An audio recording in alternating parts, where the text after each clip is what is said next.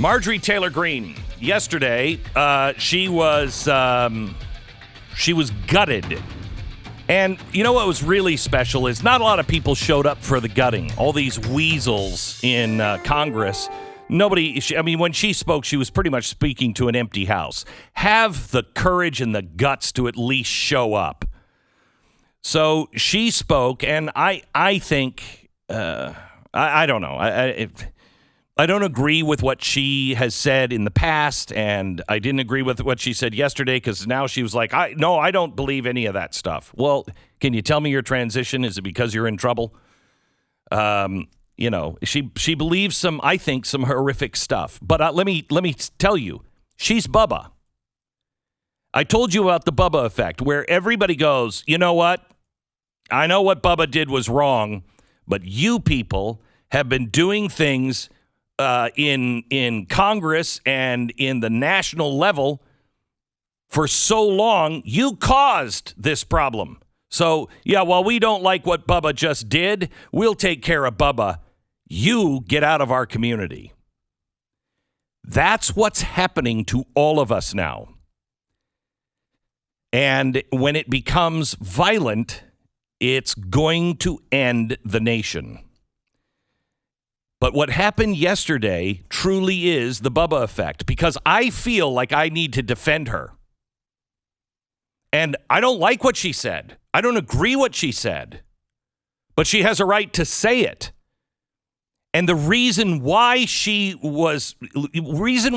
listen to people on these conspiracy theories, there's this new conspiracy theory from in the 1870s or whatever. We signed an incorporation act with Great Britain. And so Great Britain actually owns the United States. So we're officially a corporation. It's crazy. Stop it. But see, what they do is they deny things that are real. And so when they say, no, there's nothing to see here, and you know there is, the mind just goes to work. It's natural. That something's not right. Something's not right. We have this weird thing when we have this normalcy bias when we're in real trouble, when there is a serial killer next door, until you smell the rotting bodies, you will say something's not right about that guy. But that's just me. I'm just thinking that. Danger. Get out of the burning building. Your senses are right. We dismiss that, called the normalcy bias. But then when we are lied to repeatedly and we know something isn't right and our life isn't in immediate danger, we don't have the normalcy bias. We don't try to dismiss it. We burrow down. Now, let me show you a couple of things, the reason why we're believing conspiracy theories. What is a conspiracy?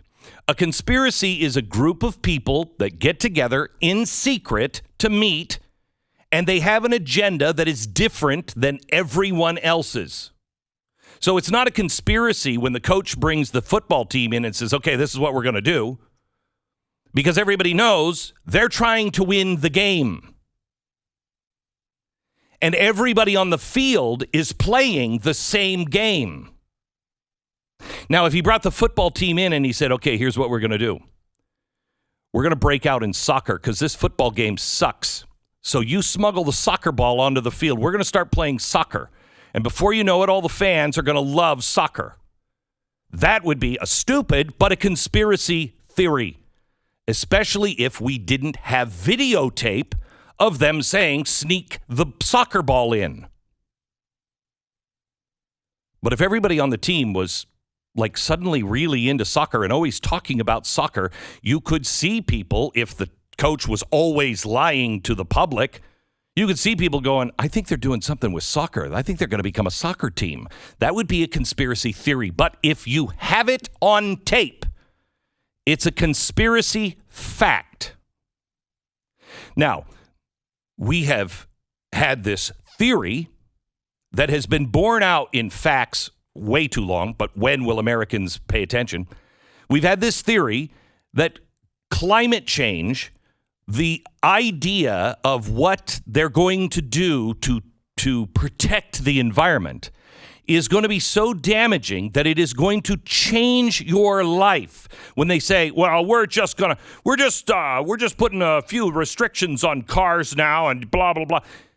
We keep telling you they are trying to get rid of cars. They're going to be so draconian in your life. The pain is going to be unbearable. No, that's not true. Okay, conspiracy. We believe that people are conspiring for money, for power, or for, they really believe that their system will work. And they're going to do things and shape us and cause us pain because they think they're over us. Conspiracy theory. Let me make it a conspiracy fact. Here is an online meeting. It was supposed to be secret, not recorded. An online meeting with the Massachusetts Executive Office of Energy and Environmental Affairs. The Undersecretary for Climate Change, David Ismay, says this. Listen carefully.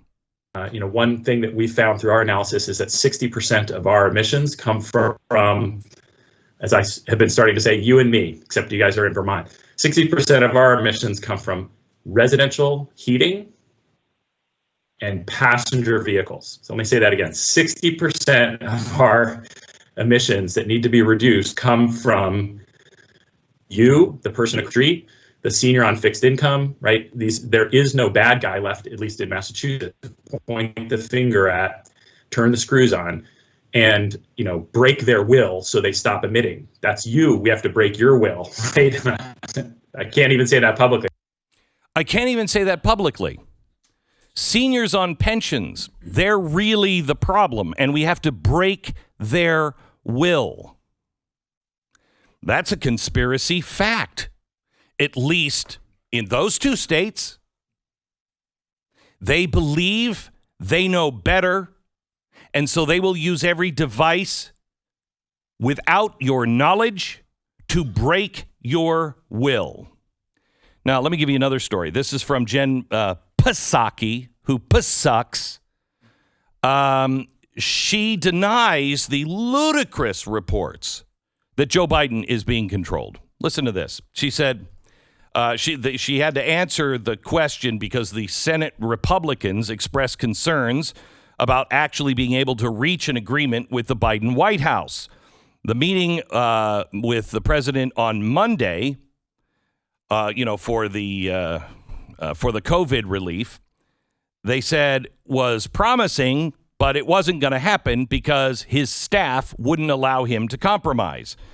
The president talks a lot about unity. This is Mitch McConnell. The president talks a lot about unity, but his White House staff and congressional leadership are working on a different playbook. Now, Psaki said, any questions about whether there's any daylight between the president and his staff on the price of the package was ludicrous. Okay. All right. Normally, I would say, okay. But didn't we see that secret cabals can survive in an administration? Didn't we actually see and had the media tout how great it was to have a secret cabal that thought they knew better than the president? And they did everything they could to stop his will, to stop his directives from being carried out because they believed they knew better than the elected official. The answer to that is yes. Did they not plot and plan to remove him from office?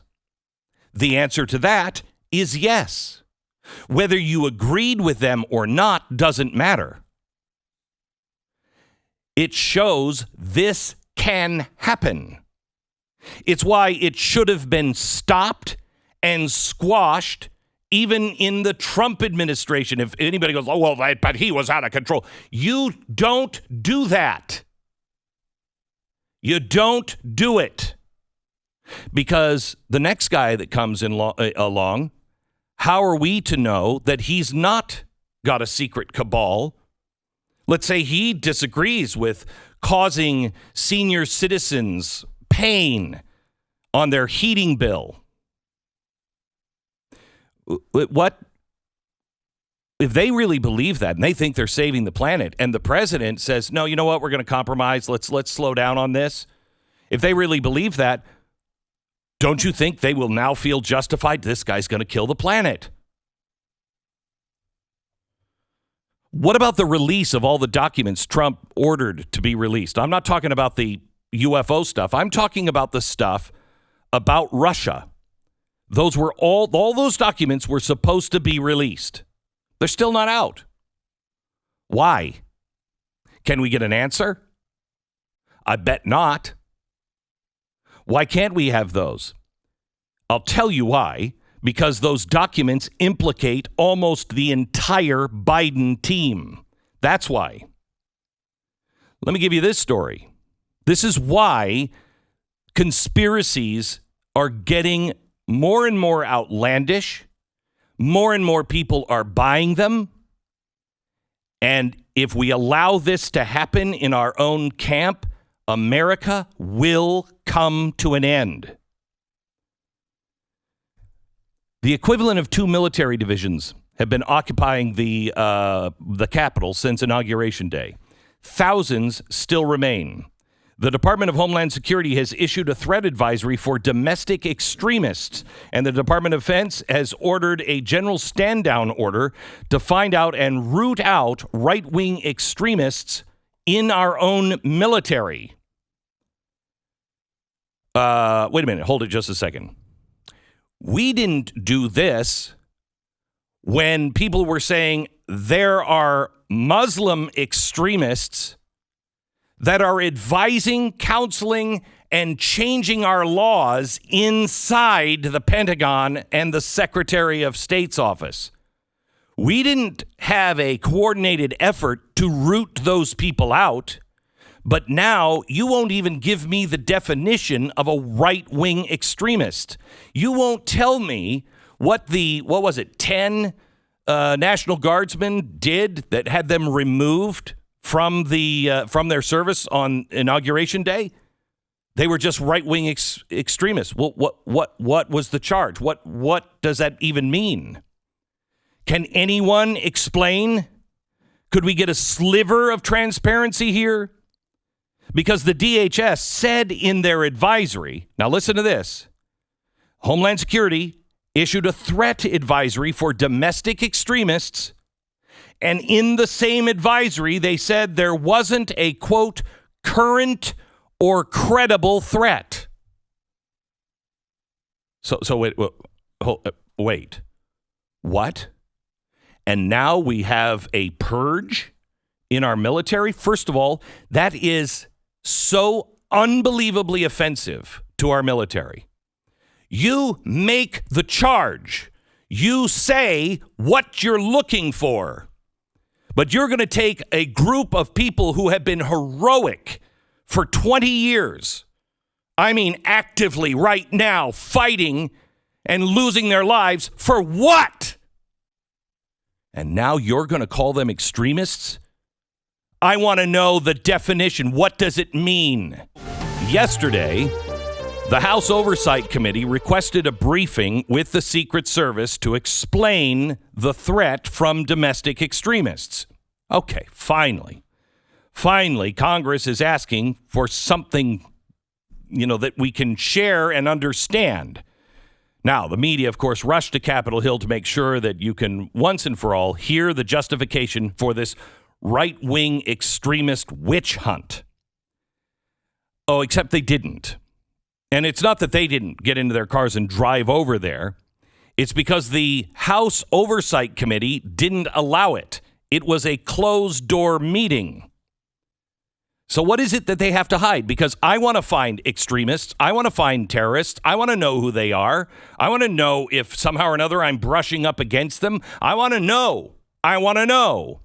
Why won't they even attempt to at least appear to be transparent on this? Don't we deserve to know why the entire right side of the aisle is being called a terrorist? or why the entire military is considered right-wing extremist until proven innocent? What is the charge? The narrative from both the Democrats and the media is a denouncement of conspiracy theories. But what do you think they're building and inciting here? What are people to think while the government says there's a threat from right-wing extremists, although there's no admitted credible current threat from the Department of Homeland Security? But they continue to make moves based off something that they won't reveal to us. People fill in the holes. They know exactly what would happen if they suddenly declared all clear and removed the National Guard from D.C. Protests would descend on the Capitol in force, and it wouldn't be anything new. Remember the thousands that protested Donald Trump after his inauguration? It went on for 4 years. But you can't have that privilege anymore. They don't want the right to have a voice. And I want a peaceful voice.